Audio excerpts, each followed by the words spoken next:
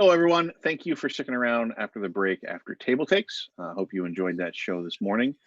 We don't have new release rundown running right now, considering the circumstances. A lot of stores aren't open, so that we aren't able to get representatives from retail in, and a lot of releases are being delayed or postponed, or distributors aren't being able to ship them. So we don't have a lot of new games to talk about. And instead, what we wanted to do is try to get a couple conversations going about things that seem particularly timely or relevant. And as a lot of schools, I think, 10 million children or 90% of children around the world or something like that are currently not in school, we figured maybe the topic of playing games with your kids might be helpful, because I have a feeling that a lot of people are stuck at home with their kids, maybe trying to figure out how to deal with them, direct their energies. And so we have collected three Gen Con moms, kind of at different ends of the gaming spectrum, to talk about their experiences, give some tips, highlight some games that they find particularly effective. So we have Megan, who is our Senior Director of Sales and Marketing. She's worked at Gen Con for almost 16 years. I think you're one of the few employees who edges me out in seniority at this point. Maybe we need to have a knife fight to fix that. My money's on Megan. Probably. You have two kids, a daughter who is 10 and a son who is 8, you said. And you would kind of categorize yourself as a pretty casual gamer. Yes, I spend most of my time gaming with my children. So then we also have Marion, who's an event manager, which means that I work a lot directly with her, kind of in the event team managing events. She's worked at Gen Con full time since 2016, but she was a contractor since 2003. And you have worked in a lot of like additional ancillary events, kind of all around the convention. Your son is 9. Yes. You list intermediate to advanced board gamer, but I'm definitely going to say that you are hardcore. I've seen your collection and what you prefer to play. You are definitely on the hardcore side. Very kind of you to say. Yeah, and you are also the very classic retro console video gamer type too. Yes, indeed I am. Thank you. I have a whole thing right there, and I'm teaching my son Animal Crossing on the DS now. So. Yep. And every now and then you have to call me in to help him through Destiny questions and stuff like that. I do occasionally call Derek and put my son on the phone. Corbin's trying to play Destiny 2. And luckily, Derek's very conversant with that. And although I am a pretty good retro gamer, I'm not an FPS, like a first-person shooter gamer. So Derek is my go-to for that. So thank you, Derek. And then finally, we are joined by Syra, who is our Senior Operations Manager, who started Gen Con in 2016. Your son is 8. No. And he's 5. Oh, 5? Oh, that's right. I can't read. So I'm bad at reading comprehension. Guess that's something else I need to fix on this time. We'll find a good game for you, Derek. Yeah. If you think of it in some ways, anyway, so your son is 5. Yeah. And we kind of were putting you in the spectrum in between Marion and Megan, where you're a board gamer, you enjoy a lot of board games, you play them with your husband, but you don't seem to be quite as hardcore and definitely not as casual. So we tried to get a little bit of we naturally ended up with the spectrum, and we are going to take advantage of that. So hopping into the question first, we just want to let chat know that if anybody has any questions then just ask away. I'll insert those in points in the conversation where it seems natural. But to kind of kick us off, in general, before we even get into specific games that you might want to pick, do any of you have any tips, advice, or things to consider in general when playing games with kids? I think it's really important to kind of know what your child's history with games is. If games is not something you've done with your kid, you're not going to sit down with your 7-year-old and they're going to know how to play a game. You've got to start with kind of the mechanics of a game. How do you roll dice? How do you take turns? How do you wait for other people to take all their turns before you get to go again? Which is what we did with my son. We started a couple of years ago when he was like 1.5. I brought his first game home from Gen Con, and it was just that. How do you roll a die and how do you take turns? And then we moved into now we've got some strategy, or now we've got another aspect to learn on top of that. And then we eventually built into games that you win and games that you lose. And now we're starting to get into games where he really has to think through his own strategy and try to beat mom and dad, which can be challenging, but kind of having that step by step has been really important in keeping him interested in games along the way. I think knowing sorry. I was going to ask, what was that first game that you brought back for him? His very first game was Here Fishy Fishy from Haba, and it was just a little magnetic fishing game, catch your little wooden pieces. And he loved it. And he was sad when it was time to pass that on to another friend. But yeah, that was his first game. Cool. So you were saying, Megan? And I also think just knowing your child and knowing their level too, right? Because for my kids, they don't want to sit down and learn a game play a game, that's going to take them forever to learn, right? They want to sit down, they want me to read the instructions, and they want to play, right? And I find that they are way more comfortable with games that we've played before, right? Or games that maybe I demoed at Gen Con and I came home and I know how to play that quickly, because they don't have a lot of patience for directions and sitting and trying to learn the game. As they get older, it's becoming a little bit easier, but they're still very interested in, like, I want to learn it now, I want to play it now, and I want to be done, right? And they also don't want to play a game for an hour and a half. They want to play, they want to enjoy, and then potentially move on to something else. I think knowing their level and how much patience your child has is really important. Yeah, that attention span is key. Yes. Yeah. I just, my son will play some games for an hour and a half, mostly video games. But he's been exposed to video games board games for a long time. So I agree with Megan particularly. The important thing, I think, is to know the instructions beforehand. And I try whenever possible to let him play the game. He'll pick one that looks fun and interesting to him, and that will hopefully keep him engaged enough until he learns the rules and likes it. And certainly I never make him play a game that he doesn't like. I mean, we'll do a try it. We'll do a few rounds, and if we don't like it, we put it back, and that's okay. But I don't want him to hate I want him to love board gaming, so I try to let him take the lead. And if I don't know the rules for it, and I do have a lot of board games that I just don't know the rules yet, okay, mommy will learn that. Tomorrow we'll play it, right? So yeah, it's important to know that I think generally kids don't have a lot of patience, don't want to read rules, but are very happy to play with you or anyone in their family.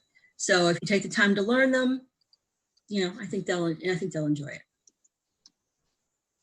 Great. So Chad had a couple questions kind of about this. One is, do you let your kids win when you're starting to play games with them?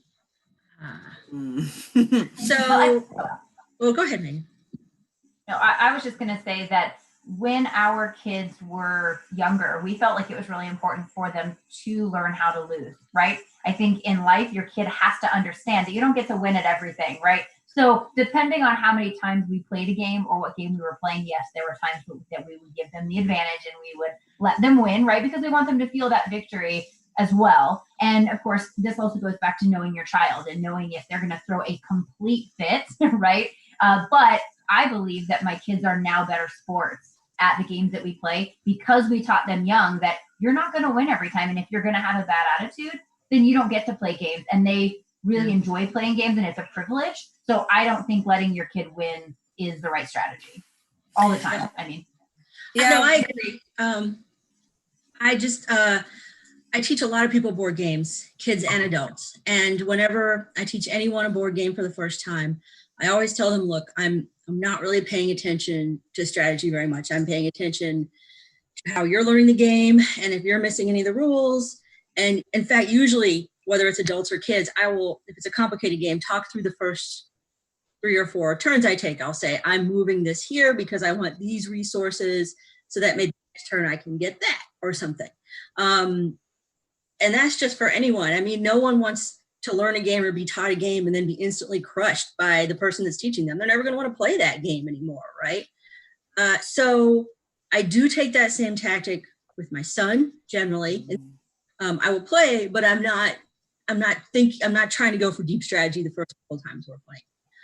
But generally, I do play games with him that are ones that don't have such a high level of strategy. He doesn't have a fair chance to compete. Like, I'm not going to play Feast for Odin with him, which is a very complicated Uwe Rosenberg game, which is great, but there's no way at 9 years old that he can get his head around everything in that game. And so I'm always going to have an advantage at that, right? So that's not cool. So with him, I try to stick to games where we each have a pretty fair chance of winning. That doesn't mean that they're all chance. That just means that the strategy level is fairly low. Yeah, I think making sure that your children learn how to lose graciously as well as winning graciously is super important. And that's, my kid is 5. So that is one of the big things he's learning right now. We've started moving away from just cooperative games and into ones where he does lose sometimes. And he's learning that when he's sad about losing, it's fine to be sad. It's not fine to throw a big fit, because then nobody wants to play with you. And we just end the game and we say, okay, we'll try this again at another time. Games that are luck, we never just let him win. Like that, those absolutely he has to learn. You roll the dice, that's fair. Like that's what happens, and that's just how it's going to be. Like Marion mentioned with the strategy games, if it's ones where like we're just clearly going to be better at the game than he is, then we will like make choices to not play to our full abilities so that he does kind of have a chance to learn and see what it's also like to win graciously. And because that is an important lesson too. No one wants to play with someone who's getting all crazy about the fact that they won. Yeah. So but we are starting to find games that the strategy level is right where he's at, so he can like legit win, and we don't have to let him. He can beat us fair and square at my first Carcassonne, and then everybody is just playing as well as they can. Just to something that Sarah said, I just wanted to say, she mentioned cooperative games, and when I was a kid, we didn't have any cooperative games to play, right? It was Snakes and Ladders and Monopoly, and you just win or you lose, right? So now I like that there are cooperative opportunities. My son's first game was My First Orchard from Haba. That's a great game. I think the age limit is 2 and up, right? So you know his colors, but it's cooperative. So he learns from an early age. Sometimes you have to cooperate with people to win, right? I love that. I don't just play cooperative games with my son, but I always look for a game like that where he's not going to get upset if we lose. We're all going to have fun together. But I think too, in a cooperative game, I mean, typically, I'll be honest, I don't really like cooperative games. They're not my favorite. Not because I'm overly competitive, but I just find them kind of annoying. I'm not that competitive, Derek. But there is one game that we actually really like, and it's called Space Escape, and it used to be called Mole Rats in Space, and now it's Space Escape, Mole Rats in Space. And we have a lot of fun with that as a family. And I think one thing that's nice about cooperative games is that it teaches your kids the strategy, right, where no one's winning. So they can see what my husband and I are thinking and how we're thinking that, or we can talk through the strategy. And that was a point that I was going to make to what you two ladies were talking about, is that teaching your kids the strategy is an important part of that gaming too, right? So even if we're not playing cooperatively and we're playing against each other, they'll do something and I'll say, hey guys, did you think about this? Or if you had done that, right? So I think it's also an opportunity to teach them without being like, haha, you didn't do that right. Suck, you lose. I think that one of the kind of fundamental key important elements of games is that it allows people, whether kids or not, to kind of learn those behaviors in a way that doesn't necessarily have consequences beyond the game. So, you can learn strategy, you can learn failure, things like that. And kind of on that note, Sarah, it sounded like you had a very intentional progress of kind of introducing games to your son, and starting out with games that don't even have losing conditions, and kind of adding elements. So can you talk more about how you maybe got that plan together, or how hard it was for you to find games that fulfilled those requirements, or how did you approach that? I think I had it kind of easy because my first Gen Con, my son was 1.5 years. So that was the first time I was really away from him for a whole week. The mom guilt kicked in. I had to come home with a suitcase full of gifts for him. I happened to be at Gen Con at the exhibit hall. And so I was able to kind of go through and be like, okay, at 1.5 years old, what's fun for what can he actually do? And then every year I happen to be at Gen Con and I can just go and get the next step and the next thing that he's ready for. So that's been probably a little easier for me than it might be for other parents. But I've also found kind of finding, like we found Haba really early, that first Gen Con year I found Haba, and their games are kind of built to do that. They they start with the My First Games, which was the Here Fishy Fishy that my son had, and My First Orchard, which Marion has mentioned, which was also one of my son's first games. They start with that kind of set of games, and then they move to the next set of games, and then they move. Hold on a second. Marion, you are echoing back. So you changed something. There we go. So that's always one of my first stops in the exhibit hall every year at our show is the Haba booth, and what's kind of the next level for him. And so that's been kind of helpful to just go through a series of games that way, and he's been kind of able to grow along with them. Great. So you think Haba kind of broke it out very, very well. Do you know of any other companies that maybe have provided some of those tools? I'm trying to think what other they're certainly a standout, I think, in having developed that sequence of games all the way through childhood and into adulthood. I can't off the top of my mind think of another company that's done it that extensively. There are other companies that focus on kids games, but I don't find that those games have the depth and quality of play, right? So, I mean, when my son was younger, I played a lot of games that were just roll and write with him because roll and move with him because he loved that. Those games haven't stuck around. Our Haba games, even the ones that he played when he was 2, he still likes to play occasionally. He'll occasionally say to me, let's get out the Crow game and play. So yeah, I really think that Haba is the main company that really makes quality, good games that even the adults want to play, that kids like too. I mean, I think there's a lot of other companies that are making really good kid games, but they just don't have that same progress, right? And I found it's not quite as systematic. Yeah. Right. And when I talk to those companies, though, and say, hey, I have a 10-year-old, an 8-year-old, or whatever my age of my children are, they're able to give me great games that sort of fit. Even if it might be a little bit above their level, they still give it to me, and we find, different ways to play it. And actually, even as we're talking now, I'm thinking of games that I hadn't even thought of before, right? I'm like, oh, and that one. I mean, there's so many good ones. Yeah. Blue Orange is another one that I tend to that I tend to look for games that we will all enjoy playing. And Planet was the one that was the big takeaway from me last year, that I didn't even get it with our son in mind. I got it for us, and then a couple plays through, and he would sit on my lap and kind of watch, and then he was like, I don't want to be on a team, I want to play by myself. And we were like, okay, we'll try it. And it worked just fine because there's no reading involved. And he's putting the actually I have it right here because he mentioned this. I asked him to pull his 2 favorite games, and so he pulled this one out. And you have these globes, essentially, that you have your little terrain tiles that you're putting on here, which is a really fun kind of 3D aspect for him.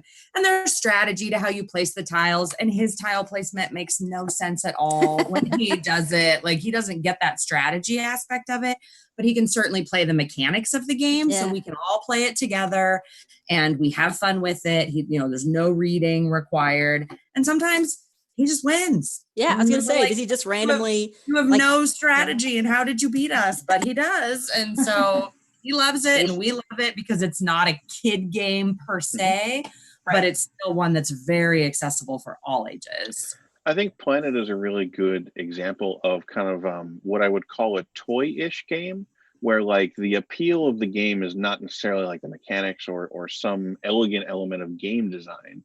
The appeal is just a tactical thing you get to play with.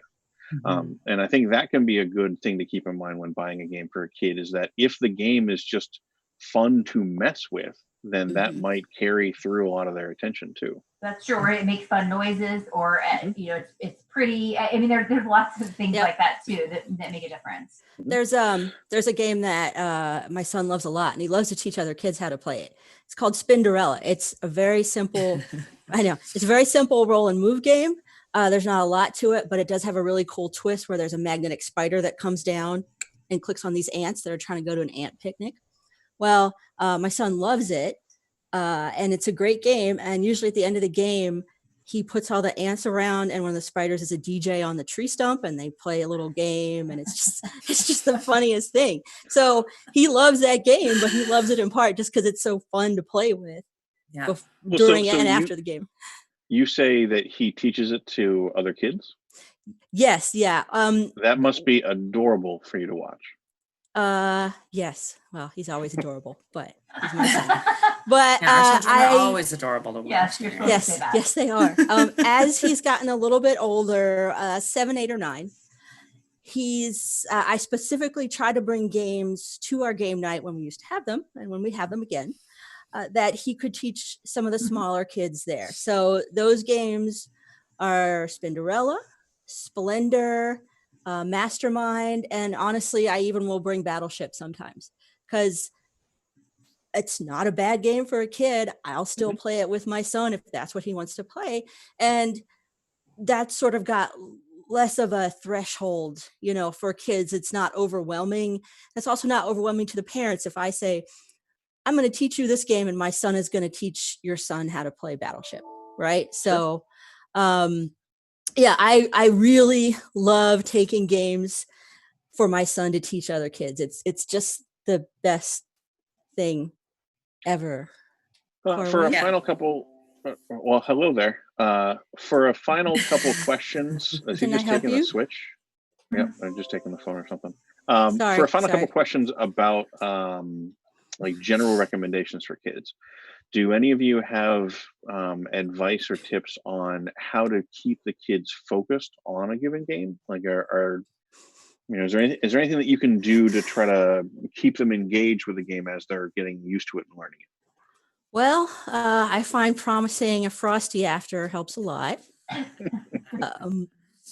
But sort of to what I was talking about earlier, I honestly think it helps if they have some agency over picking it.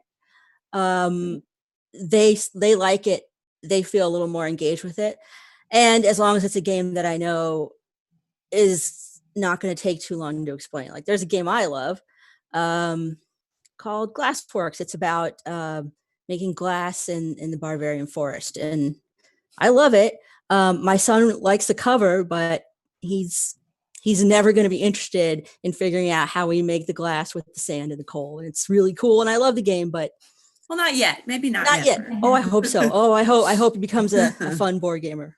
But for now, I try to keep it simple rules. I try to keep it something I think he's probably going to laugh. I try to keep it to something, if possible, that he's chosen. Yeah, so not forcing it. Yeah, no, it's okay. Never. Well, it's okay to not finish a game. I think. Yeah, absolutely. There are times when we're going through a game and he's just done, and we're like, "This has stopped being fun, so let's just stop, and we'll pick it up. We'll try again." And then he's like, "Oh, I don't want to stop," and it's like, this is not fun anymore, and that's okay. It's okay to stop it and move on to something else. We don't have to complete every single game we start. Well, and every day that we play is different, right? Because one day they might have a different attention span, or they're in a different mood or whatnot, right? And of course, for me, I have 2 children and we don't always agree on the game, right? And so, figuring out, okay, fine, can we play 2 games? Do we have time? How are we feeling about this? One's long, one's short. But, Mary and I know you kind of said, well, about the forcing thing, but, with my kids, it's very much, we're going to play a game. don't play if you don't want to play, right? Yeah. No one's forcing you to play this game, but you might want to join us because it might be a lot of fun. Yep. So I read this thing somewhere that actually it's a friend of mine for when they're trying food. So, right, we all have the same trouble of trying to get them to try new food, right? Okay. So we have what we call a no thank you bite. So you have to at least take a bite, and that's your no thank you bite. If you don't want to eat anymore, that's fine. Just try it. So sometimes if I think it's a game he'll eventually really like, I might say, let's just do a no thank you turn. See if you like it. If you don't like it, we don't have to play it. We've got a whole nother shelf of games here, but let's just try it. That works sometimes. It doesn't always work. I mean, with kids, sometimes you just have to go with the flow. Okay, we're playing Mastermind for the 20th time. And that's just what we're doing because we're doing it to hang out together. Mastermind as a kid. Well, Yeah. I think too, like we can't be selfish as parents, right? Because I know there are games that my kids pick. I'm like, not again, no. But if that's what my kids want to do, right? Then that's what we do. So oftentimes they'll be like, ooh, but how about this one? Right? And we try to find that balance, do something we like and something they like. Yeah, and getting some free time to yourself too. Yeah, absolutely. To do a stream that you told your son you had to do. Honey, don't do that. Thank you. It's also an important lesson that you don't always get to pick either. When you're playing with a group of friends, it's important that everyone agree on the game that you want to play. And so sometimes it's going to be the game you really want to play, and sometimes it's going to be the game Mama really wants to play. And that's how it goes. That's how gaming in a group of people works. Absolutely. Have you found that gaming with your kids is very different now, considering self-isolation or social distancing and quarantine and stuff like that? Does that change your considerations in what you play, how often you play, anything like that? Well, we're certainly playing more. Yeah. What would have been a couple times a week has kind of become a couple times a day, especially with a 5-year-old who's not that great at self-entertaining yet. He can self-entertain for like an hour and a half while mom and dad try and get some work done. And then we take a break and we play a game or something like that. And then, then he has to go back to trying to entertain himself again for a little while. But so we're certainly playing more games, but the games that we are playing haven't really changed. I think we're playing fairly similar games, but some we're playing a little bit longer, right? I mean, and our kids are right on the cusp. Like we just played Monopoly last weekend, and just kind of diving into games like that, they can take several hours. And I know there's other examples of that. So I think we've been finding that we're playing some of the longer form games as well because we have a little bit more time, right? We're not rushing around activities and whatnot. So we have a little bit more time to focus on that, and or pulling out some we haven't played in a long time because they kind of get buried and we rediscover them. So we've definitely been doing that, but not necessarily too many different games. I can say for certain that I'm letting my son play a lot more video games because I'm trying to get work done. And it's a little hard as he's here 24/7. We are playing a few more board games, and I think this is definitely the time where we can experiment a little more with the longer games, with the more complicated games, and see how he's doing. But right now he's got a hardcore Animal Crossing obsession. And does that come from his mom? Yeah. I refuse to answer that on the grounds that it may tend to incriminate me. But yeah, it does. Actually, I bought it for myself, and now he's taking it over, and that's fine because he's happy. But I think at this time it's okay to let him play a little more video game. I mean, it's not something that I would normally do. I normally wouldn't let him play 4 hours of video games in one day, but it's okay right now. Got to do what you got to do. Yep. Speaking of video games, one question chat had was whether any of you know of games that kids might be able to play online with each other while they can't visit each other that would still kind of be in this category. As opposed to, just letting kids play whatever video games they want. Do any of your kids play, slower turn-based or board game adaptations of any games online with their friends? I'm looking forward to, there's a Switch game coming out, which is, I don't know do you remember the name of it? It's going to have 51 different board games on it, like Connect 4, Mastermind, everything based on a bunch of card games and stuff. I'm really looking forward to Corin being able to play that with some of the other kids his age. But right now it's really limited to Stardew Valley. He'll go to other people's farms and he'll play with people like Derek's wife, who I know. He plays Fortnite and he plays with people that I don't know, which I don't like. And right now he's desperately trying to find someone's Animal Crossing farm to go visit. So nothing classic so far. I think I play Word with Friends a lot, and when his spelling gets a little better, I feel like that's something he might do. But right now, that's pretty much the only thing he's playing with other people online. Yeah, we don't really have any, board games that have been adapted to video games that my kids play.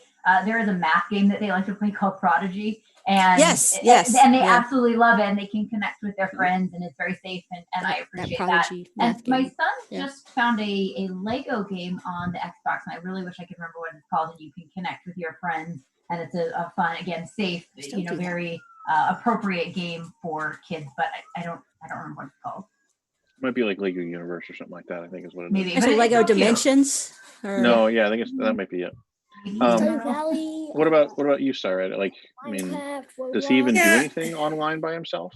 Oh, well, no, he doesn't really. But what we have been doing with him right now, because he is a very social kid, he takes after his mama, and so we being home and being isolated and not, he's in full day preschool, so he's used to being with kids all day long, and this has been tough for him. So we've been doing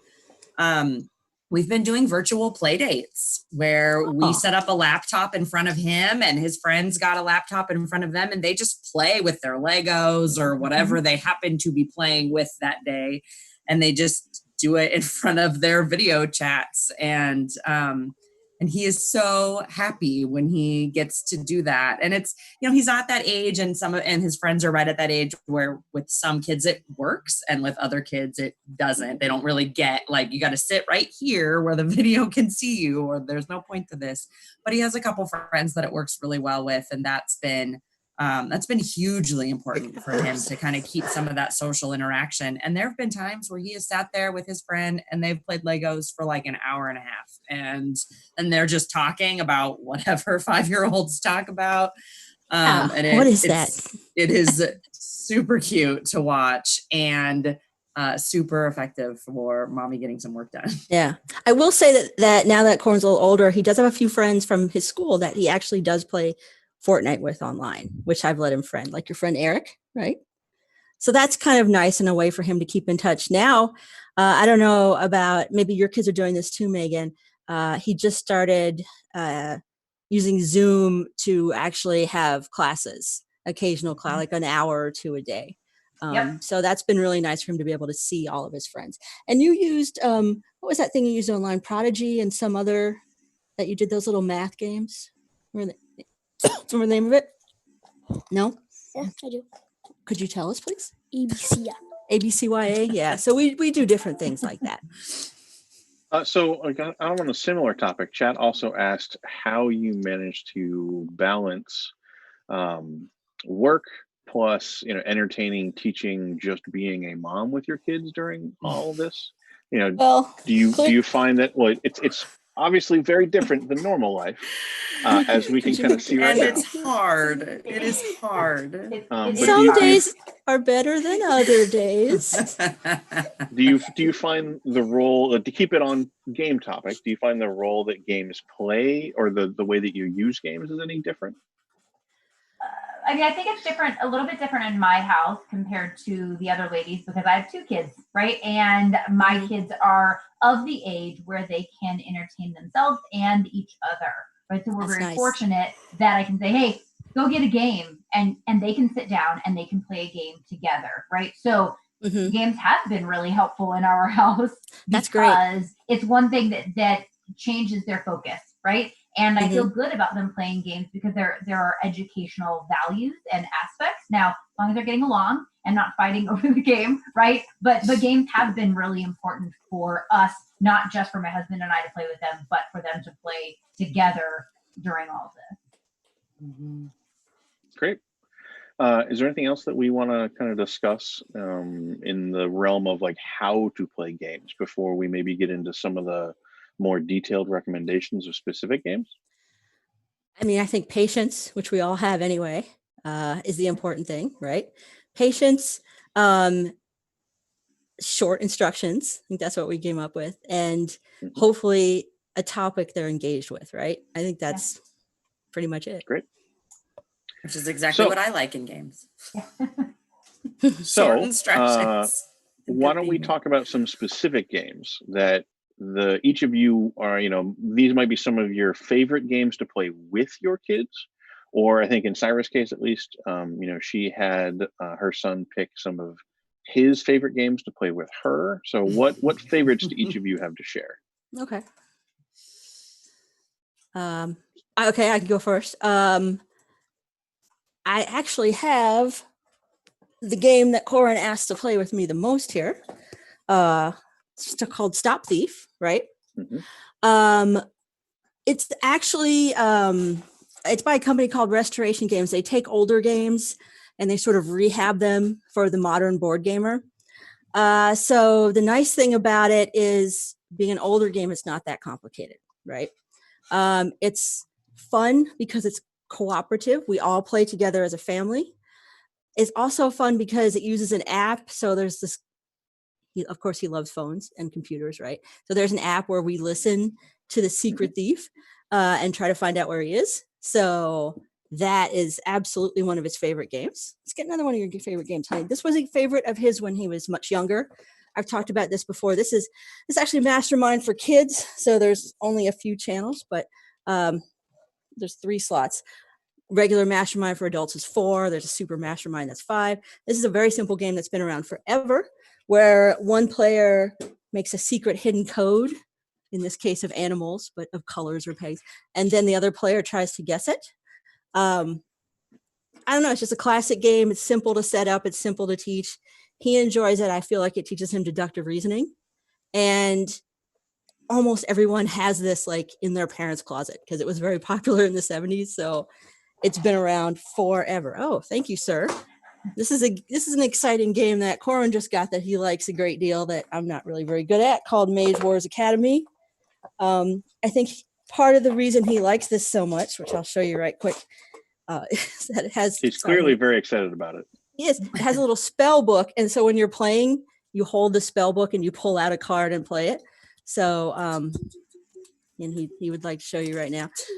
Ta-da. So, and that's a 2-player game, and that's fun because him and mommy can battle together. And it's not bad. If I may turn around, sir, please, and get a couple more games. Well, why don't we hop around too, Syra? Why don't you share 1 or 2 of your games? So it was kind of funny last year when I was heading out to Gen Con, and I asked my son if there was a type of game he wanted me to look for him. And he was like, Mama, I want a car. I want a game with cars that you drive around a racetrack. And I was like, well, that is specific. Okay. and my wonderful Haba did not disappoint me. So I brought home from him last year Monza, which is it's a racetrack, and everyone has their own little colored car, and the racetrack has multicolored squares, and you roll a bunch of dice, and the colors that you roll are the squares you can move. So you're building your basic sequencing as you go around the racetrack. That's one of the ones that when he wants to play a game, we're like, great, let's play Monza. So we play that one a lot. The other one what is the age range for that? Some folks in chat have asked if we can, when we're recommending games, if we can note the listed age range if you have it, or if you happen to kind of remember your experience with it, that'd be great. Yeah, I don't have it off the top of my head. There's certainly no reading requirements in that one. It's really color matching. So if your child can match the color on a die to a color on the board and figure out the path, like, oh, I can do these 4 color jumps. So somewhere around, I mean, he was 4 when we started playing it. 3 or 4. And that I think worked for him. For that one, it's just a part size. That's the issue. So probably 3 or 4. Yep. My son has that too. So that's been one that we really like playing. And then my first Carcassonne is also kind of a really good one for us. It's even simpler than regular Carcassonne, but you lay out tiles, and when you complete a road, if there are little people drawn on the roads in different colors that match the meeple colors, and you just get to put your meeple on any of the roads that are complete that have your color on it, which is a weird explanation, but and so it's simple enough that he can totally strategize that himself. He gets it. He can decide. Sometimes he's like, I want to complete this road so mama can put one on the board, or he's a very kind gamer. So that's been another one that we all enjoy, because we can all kind of play it to our ability, and still, he can still win on his own. So those are probably our top two right now. What about you, Megan? So my kid's new favorite is called Pictopia, and it is a Ravensburger game, and it's a Disney trivia. And so, of course, who doesn't love that, right? It's super fun. And what I like about it is that there's a bit of strategy, because the card comes up, and then you know the type of question. So there's group questions, and then there's individual questions, and then there's one where it's an opinion question, like, which character do you think I would want to be, right? And so you wager how many moves you get if you get it right, based on the type of question and the pictures on the front of the card, right? So there's strategy involved there, because you're like, am I going to know this? Am I going to not? That kind of thing. So I think that's kind of fun, as well as it has some classic Disney on there. And so for those of us, that love Disney and watch Disney growing up, we're able to, be a part of those questions. And sometimes the kids know stuff that from the new movies that we have no idea about, right? So I think it plays to all different levels, and it's really fun and really exciting. So that's probably one of their favorites. And then honestly, a game that they absolutely adore is Throw a Burrito, because you get to throw stuff at each other, right? And for those of you that aren't familiar, it's a bit like spoons, where you're passing it around, and you get, the three that you need, and you yell something out, and you pick up a burrito, and then you toss this, squishy burrito at people. Now, it's not exactly, safe or wonderful. Oh, my son just decided to, hand me it just in case. And so it's fun, because there's an activity, right? And you can be active, but you have to have a space, right? And it can get a little bit out of control, but they definitely enjoy that. You have in our notes for this, you listed Dinosaur Tea Party. I was surprised to see there, because that was a game that I got at Gen Con a couple of years ago that I actually really enjoyed, because I think that it works very well for kind of older gamers, especially if you can just kind of get a group that gets into the role play aspect of it to a certain extent. Like, just add a couple silly voices, and you'd be surprised by how much Dinosaur Tea Party will entertain pretty much any age group. It's such a cute game, right? I mean, the artwork is great. It's a bit, Guess Who and Clue, right? Mm-hmm. I think anyone can play. I mean, we've played with our friends, and their son is 5. And I mean, we were playing as a group, but he totally understood the concept, right? And that's another game from Restoration Games, where they take like an older game or a classic game that a lot of people might be familiar with, and kind of adapt it and re-release it in a very modern way.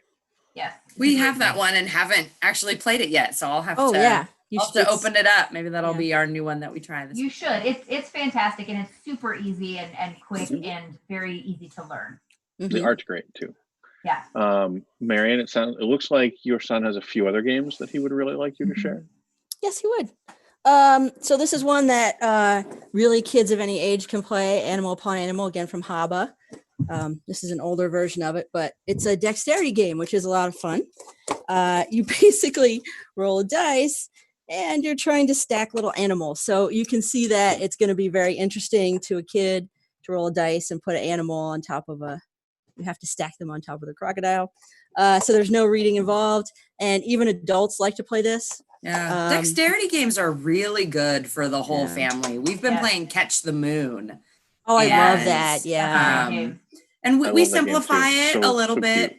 Yeah, we simplify it a little bit for our son. We're not as nitpicky when we're looking and they're, oh, that's actually touching 3 ladders Honey, instead of 2. Like we give him some buys on that we don't give each other. But but give him some extra tiers or something. Yeah, that's been a great one to play all together. Dexterity games in general are. And another really one that I didn't list when we were all talking before this was Cobra Paw.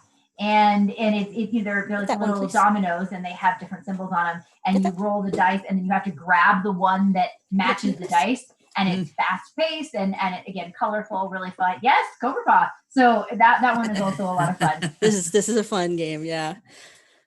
I had it there as another one. Actually, I wanted to show one game that's going to be for maybe a little older, but probably when Corin was 7.5 or 8. If you could move that, please, honey. I thought you liked this game. Do you not like it anymore? This is the one where you build with the cubes. Imhotep is one that I sort of consider a gateway Euro game, right? So this is a game that I break out for adults when they're sort of Euro curious, like they want to play something more than roll and move, right? Or roll and move. So they want to play something a little more complicated. So this is one I break out. It's got a lot of fun. You build temples, you build obelisks. My son actually asked me to play this probably last year or a year and a half ago, and I wasn't sure I'd be able to get it, but he did. So this is one I'm very excited about him learning because it's simple, adults like it, and it could be his gateway to the heavier games that I want to play with him. I actually think Cosmos makes great games. We have several of their games in our home, and we play some with our kids, some on our own. I'm a big fan. Oh, absolutely. So we're going to wrap up in a few minutes, but there's a few other questions that I want to try to ask all of you. Are there any games that you want to play with your kids that you haven't had a chance to try yet?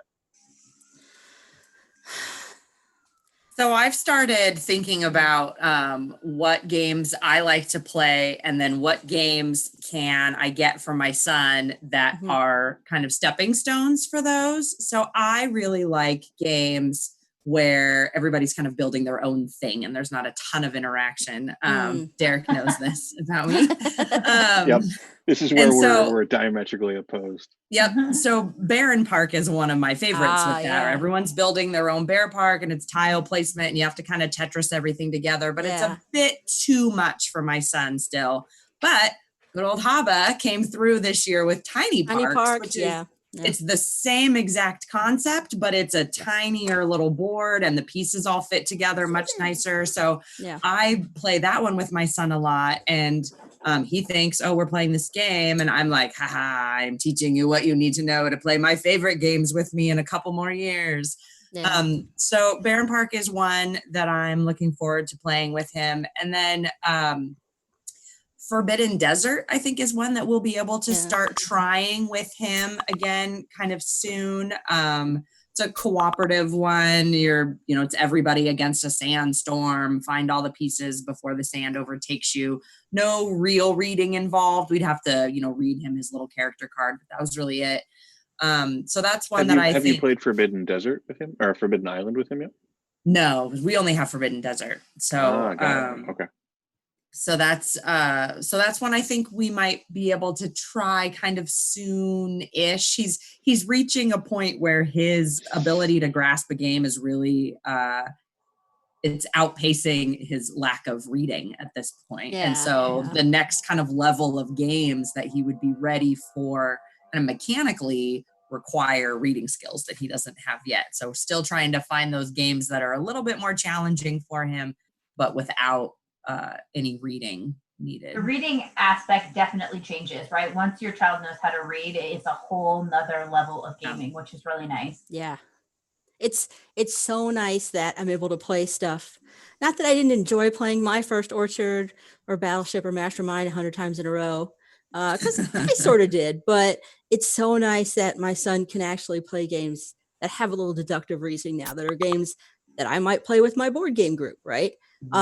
He's part of the group now, and that's great, and I really enjoy that. As you can see, he's very high energy, so he really wants to participate with the adults. So now that he can do it, it's so much fun to play games with him now, really. What about you, Megan? Anything that you are like eagerly awaiting the chance to play? Not really. I mean, as you mentioned, I'm a bit more of a casual gamer, and so we have a lot of friends that we play, party games with and such. And so my kids are definitely not going to be ready for some of those adult games for a long time. And I really do enjoy playing Cards Against Humanity is not something you're playing. Well, no, but I was just thinking that, but Cards Against Humanity has a family edition out now. Well, so I mean, there are. I mean, we play a game called Unicorns and Urinals, and I mean, our kids could technically play because a lot of the words would be fine for them, but there's a few they're like, what is this, right? So, but again, there are. I mean, I think maybe some of the more adult like word games and stuff, maybe, but in general, I can't think of any specific games that we're particularly looking forward to playing. Do you have any games that you have found that your kids particularly enjoy playing by themselves or with their friends that you don't have to play? Like we talked a little bit about that. Marion had one, that her son likes to teach other players or other kids. But, do you have any games that you have found have worked very, very well with, please play this game, I just need a break? Fortnite. My son actually has a couple that are simple enough that he can teach to his friends and play with them. And so when we're not in a lockdown, stay-at-home situation, we had started kind of doing a Sunday afternoon family play date where we would have another family come over and the grown-ups would sit at the table and play a game. Excuse me. And the kids would go play, or sometimes they would want to play a game too. And so but then ones that were simple enough, not only for them to play, but for a 5-year-old to teach another 5-year-old. We do have two that he likes to do with that. One is, and they're both Papa games. One is Sleepy Princess Pile Up. With the bed. Yeah. So it's kind of a dexterity game, but you have little like pillows that you're stacking up to make the bed for the princess with the little P underneath it. And so you're trying to stack all these pillows on the bed. Super simple. They do that one. And then the other one that he is starting to teach and getting a lot better at being able to explain is Karuba Junior. Which is another kind of tile placing game, cooperative, which is really good when you've got 5-year-olds playing with each other. They're not worried about who's winning and who's not. It's just all of them against the pirates. So that's another one where he can teach, like, this is how you lay the tile. The roads have to match. And you found the treasure. So those are his two kind of go-tos for teaching his friends. Okay. Marion, Megan? And we've talked about a lot of the games, already. I mean, I think, again, it's different because of the age of my kids, right? And some of their friends that are coming over. A lot of these games they can teach, right? They can teach their kids or teach other kids, and it's pretty easy for them to be able to do that. So nothing that we haven't already spoken about. Okay. Well, my son's very social, and he prefers to play with me whenever possible. I think he's made that pretty clear today. So. Then maybe as a kind of final question, because I don't think that we'll be able to get into educational games today. So I think that we may have to consider whether we want to bring some or all of you back on for another show to talk specifically about games that you found to be, quote unquote educational in like a direct sort of way. But as a final question for this game, as a final question for this stream, we have focused very heavily on board games or card games or those kind of components. What has been your experience, if any, in playing role-playing games or other types of games with your kids? Even I have a role-playing game that we play. I know that's part of why I wanted to ask. So RPGs aren't generally my thing, but my husband is super into them. So last year at Gen Con, he discovered No Thank You Evil. And he was like, we're buying this game. And I was looking at it and I was like, our son is not ready for this. I don't care. So we bought it and he brought it home and he tried to play it with him and he's not ready for it and it did not work. But he pulled it out again a couple months ago and our son loved it. It was like a Saturday morning where kiddo was up way early. Husband was like, let's go downstairs and let mommy sleep. 2.5 hours later, I came downstairs and they were still playing this game. Like I couldn't believe it. That's so great. But, role-playing game, very simple. And then I played it once with them too. You get to pick your character and you're going through to try and find, something in this house and there's a map and My son was super excited because he was playing a creature with a flying octopus companion. And when I played, I had like a clumsy ghost, and like it was very fun characters. And then kind of my favorite aspect of it, my son is he's very easily scared. Like he can't watch movies because all of them are too scary for him. And so if at any time in the story things get a little too intense or scary, any player can just say, "No, thank you, evil." And that scary thing just disappears. It just goes away, and you just continue on in the story. And so I love that aspect of it, particularly with kids who are easily kind of scared and intimidated and like, nope, this is too much for me. They have a real easy out. But that's been a fun one that we've played a few times, and is certainly a great like intro to RPGs for little kids and for grown-ups. Mm-hmm. Cool. Chat was asking about Amazing Tales. Has anybody had a chance to try that out? I have not. Nope. The one RPG, I am looking forward to the day when he can get into RPGs more, and I think it's coming soon, if he doesn't kill himself. But the one that we sort of play now, it's actually BattleTech, and he plays that with my husband actually. Just, I don't know if people are familiar with that. There is an aspect where you just play with miniatures and they shoot each other, but there's also a deep role-playing aspect behind that. There's different factions. There's these people in the clan and the BattleTech clan. Sorry. So you can role play heavily with that. And so they're sort of starting on the miniatures and moving a little more towards the actual role playing, where you sort of, you do salvage and you buy some mech parts and you upgrade your mech, and then you go on a mission to do XYZ, right? So that's actually set up on the table right now, and I think you guys might play it tonight. RPG is role-playing games. Yes, sir. It is our role-playing games. Very good. So he's getting there soon. All right. Maybe I'll have him well, call you tonight. we expect a report when you've had a chance to yes. get him to play more deep RPGs. Absolutely. So why don't we kind of wrap up there? I wanted to thank all three of you for your time. Sure, I wanted to thank your children for their consultation efforts in selecting your games. Sounds like a few of you had some on-camera and some off-camera assistance. Is there anything else that any of the three of you want to say before we kind of wrap up the stream? I just think the important thing is that it's your kids just want to spend time with you, doing something together with you. So in the end, it doesn't really matter what you're playing, right? As long as you're both enjoying it, you're spending time together as a family. That's, whether you're stuck inside or not, I think that's something that everybody should take some time to do. And I know that for me, creativity and imagination are a little bit difficult. And so I appreciate board games because it's something that's very concrete, right? And we can grab it, we can play it, we can all enjoy it. There's a start, there's an end. And for someone with a personality like mine, it makes a lot of sense. And I can really wrap my head around it. So I agree with you, Marion. It is a fantastic way to spend time with your children. And personally, it's one of my favorite things to be able to do with them. And it's a nice thing to have in your just kind of toolkit when we're stuck at home now and you've got to fill, we're not trying to fill 3 hours a day with our kids after work and school. We're trying to fill 14 hours a day with our kids. And it's another thing with puzzles, with video games, with outside time, with books, with, all of those other things we're all trying to do to keep our kids engaged in life and ourselves sane. That this is another way to help facilitate that. Great. Well, thank you again for joining us. Thank you to everybody who was watching the stream, everybody who asked questions.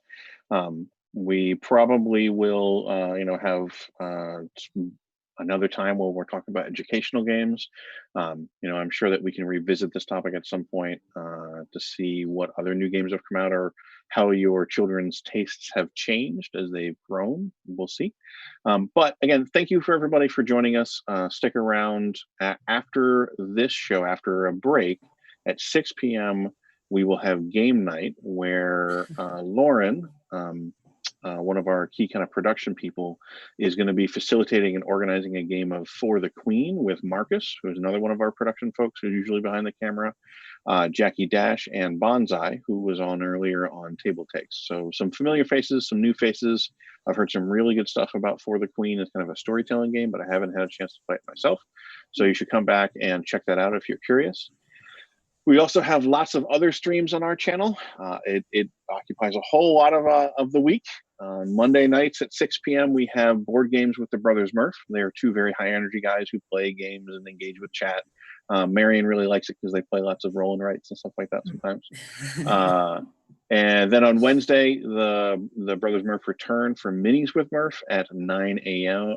9 a.m. Pacific, where they paint some minis. They kind of go through a bunch of different miniatures and games and models and stuff like that. One of them is a little more familiar with painting. The other is relatively new.